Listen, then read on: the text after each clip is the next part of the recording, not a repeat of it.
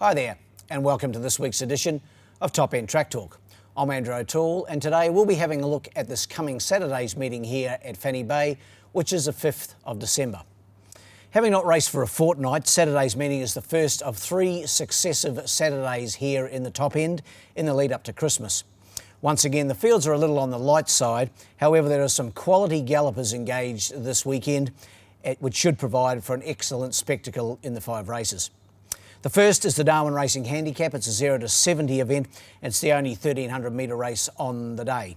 It is time to go at the mid-afternoon, or actually a little bit later afternoon time of 3:20 p.m. And in the opener, my numbers are 1, 2 and 3. Going here with the top weight Captain Apollo from the Gary Clark stable. Jared Todd in the saddle. He's drawn 1. He's a last start winner when he also drew 1. That was in 0 to 64 grade, so he's going up in grade, but he's competed in 0 to 70 grade with aplomb in the past. He's the winner of 11 of 52. He's won 5 times from 13 starts over this trip of 1,300 metres. Hasn't raced for 3 weeks. He should be primed, ready to go, and in the 6-horse field, I've got him on top. To beat number 2, Mr. Boom Jangles, one of 2 in the event, trained by Gary LaFoe, and Vanessa Arnott takes them out on Mr. Boom Jangles, another last start winner. That was over 1,300 as well, also in 64 grade, so he's very much like Captain Apollo, going up in grade, but again, a horse that has competed well in these mid-grades of 64 and 70. He must be hard to beat again.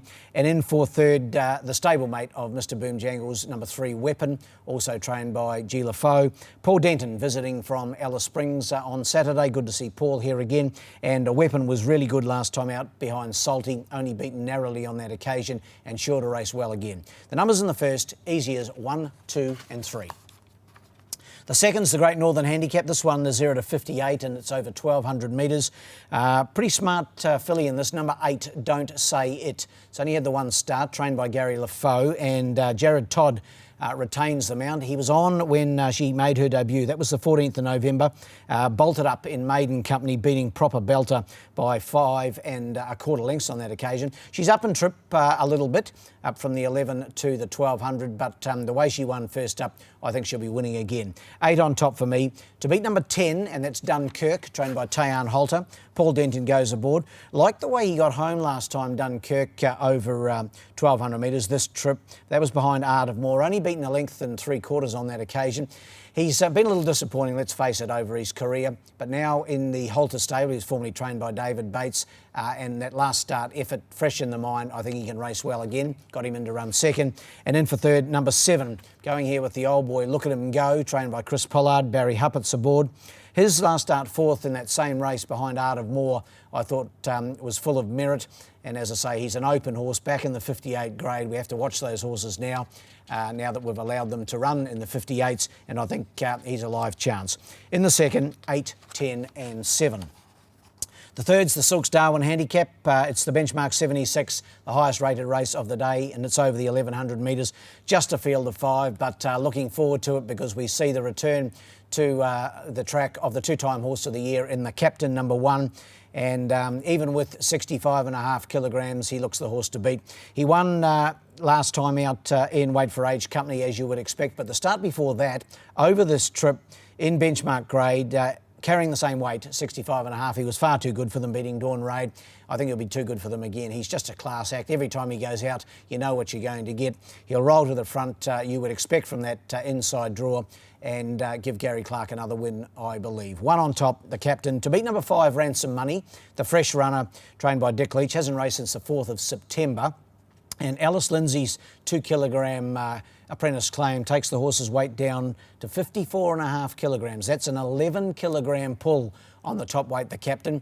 That's sure to make some difference, although over the sprint trip, probably not as much as it would over a longer trip. But I think Ransom Money, who comes off a last start 3rd behind Smuggling when last produced, that was way back on the 4th of September, I think can race well in a fresh state. And in for third, number 4, the class 2 and 3-year-old Shift the Risk, now a 4-year-old, trained by Tayan Halter, of course. Vanessa Arnott in the saddle. Last started in the Derby, and of course the Derby was over 1,600 metres this year. Finished 3rd. He's a really good galloper, Shift the Risk, and I think he'll sprint well fresh. He's won at this trip before. 2 starts at the Journey for 1 win, and I've got him in to run 3rd. 1, 5 and 4 in the day's open sprint. The 4th's the High Gain Winners Handicap. This 0 to 64, and this one over the short course of 1,000 metres. My numbers here, 3, 2 and 5, going with the impressive last start winner, number 3, Manly Cove, to give Gary Clark another win on the day. He could be in for a pretty good day, Gary. Phil Cole's been giving him a bit of hurry up recently. Coley leads the premiership at the moment by 2, but I dare say that won't last for long, and I think Gary could be in for a very good day on Saturday. Manly Cove, Jared Todd, for me, he's drawn the outside of the 6-horse fields, but he showed such acceleration in that first up win here on the 14th of November over the same trip of 1,000 metres that I think he'll burn across from that gate and take a power of running down. 3 on top for me to beat the obvious danger, number 2, Hustle and Humph, trained by David Bates. Fresh up Hustle and Humph, Wayne Davis in the saddle. Hasn't raced since carnival time. In fact, Cup Day, he finished 3rd on that occasion. Behind the smart Belmont Day, beaten 2 1/4 lengths on that occasion. In a fresh state, he's sure to run well. And in for 3rd, number 5, a newcomer. This one trained by Phil Cole. Alice Lindsay aboard. Faith and Love's the name of the 4-year-old mare by Holy Roman Emperor. Comes here with some pretty good place form in Queensland. A last start 3rd at the Gold Coast. That was the 10th of October. Hasn't had a trial, but no doubt Coley will have this mare primed and ready to run a good race first up in Darwin. Numbers in the 4th, 3, 2 and 5. And in the last, time to go at 5:36. Hopefully we'll get done without any afternoon storms. It's the Classic Cassidy Maiden. This one named in memory of Sean Cassidy, who tragically lost his life just recently, and well known to a lot of racing people here, and of course raced a number of horses. So we remember Sean with the running of this race on Saturday. My numbers in the last, 4, 7 and 3. Going here with the Phil Cole trained proper belter, Wayne Davis aboard. Only had the 2 starts and 2 really good seconds behind Arthur Crown and Don't Say It. If we think Don't Say It's going to be hard to beat earlier in the day, proper belter must be something similar in the last. Got it on top, number 4. And what's not an easy maiden event, they're never easy, but I didn't find this very easy. To beat number 7, Fashionetti, a newcomer to Darwin, trained by Emma Steele and Stan Sakos in the saddle.